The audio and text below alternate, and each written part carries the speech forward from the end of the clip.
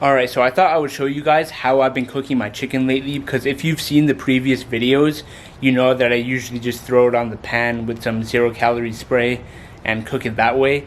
But lately, I've been putting it on the grill. We got a new grill right over there, so I've been taking advantage of it, and I absolutely love how it turns out. I feel like there's levels of cooking your chicken. Like, the worst way to do it is to boil your chicken, then you can bake it, then you can like pan fry it, but the ultimate one is throwing it on the grill, and that's exactly what I'm going to do today. So as you can see, I've got 6 chicken tenders here, just raw. I know most people would usually use chicken breast, and you can use chicken breast if you want. It will work with this, but I just use chicken tenders because when I buy it in bulk, it's a lot easier to take out and bag and freeze up. Not only that, but the tender really doesn't have that much fat, and the little fat that is on it, I already cut off. Step number 1 when it comes to cooking any kind of chicken, just make sure that you wash it. Make sure it's clean. Next, you want to cut all the excess fat off, which is what I did to these tenders. And then next, you want to season the chicken, because you don't want to eat plain chicken. Like, that's just disgusting. You want to make your food taste good. You want to enjoy the food that you eat.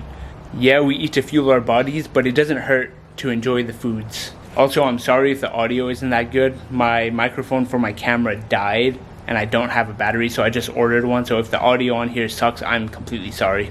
These are the seasonings I use to flavor my chicken. First up, you got the OG, the pink Himalayan salt. If you're using regular sea salt, just, I don't know what you're doing, you need to get on this. The next seasoning is going to be lemon pepper. You can put this on anything and it will taste phenomenal. I used to use garlic pepper, but now I've switched over to lemon pepper. If you want your chicken to be a little bit spicy or have that little bit of a kick to it, go ahead and add some Cajun. This stuff is amazing. I like to put a lot of it. And then next, I like to add this rosemary garlic just for some extra flavor, because that never hurt anyone. So what I'm going to do now is season all of this, flip the tenders over, and then season the other side.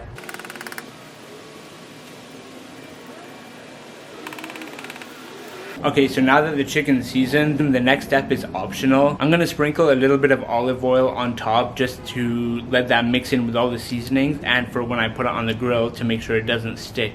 You don't have to do this. You can always spray your grill with like a 0-calorie spray. But for me and my diet, I don't eat a lot of fatty foods, so I'm okay with a little bit of oil because I need those fats. Once you sprinkle a little bit of oil on, you want to kind of massage the tenders, get all that seasonings like really into the tender, and make sure you spread the oil evenly.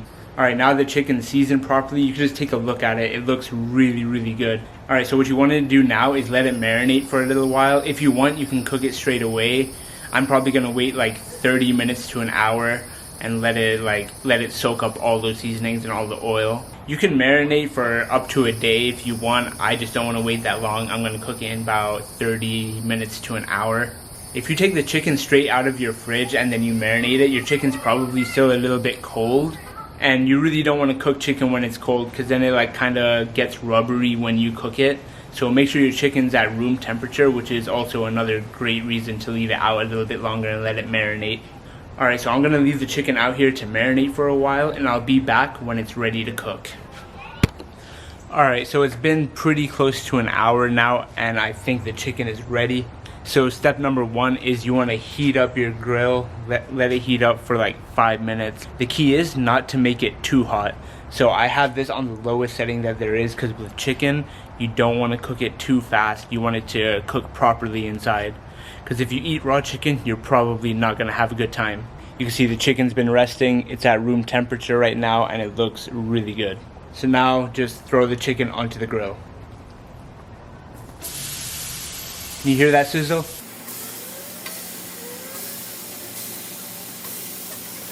So you want to make sure that you close it right away, because you want all the heat to stay in there so it can cook a bit of the top as well. Of course, we're going to flip it, but you still want to keep all the warm air like within the grill. Once the chicken is on, you want to wait like 5 to 7 minutes. I find that that's the sweet spot. So I'll see you guys back in like 5 to 7 minutes when it's ready to be flipped.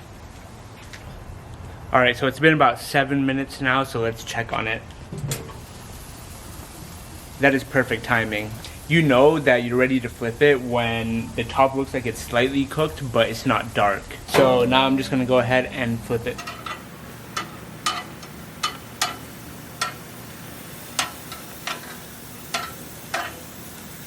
You can see that the top layer is a little bit dark, which is what you want. You want those grill marks. So as soon as you flip the chicken, you want to close the grill, make sure you keep all that heat in, and then wait about 3 minutes because it's mostly cooked. You're just cooking the bottom bit now. So in 3 minutes, just come back and take it off the grill. All right, so it's been about 3 to 4 minutes now, and I'm just gonna check on the chicken. That looks just about done. Looks pretty perfect to me.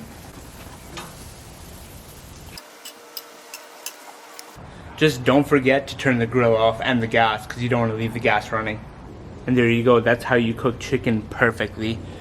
Like I said earlier, I used to pan fry my chicken all the time, but now I think that this is gonna be the way I make it, like probably forever, until I don't have a grill anymore. So I hope you enjoyed this little grilling tutorial on how to cook chicken perfectly every time. I hope you took something away from it. I thought I might share this to help some of you guys out, so I hope you enjoyed it.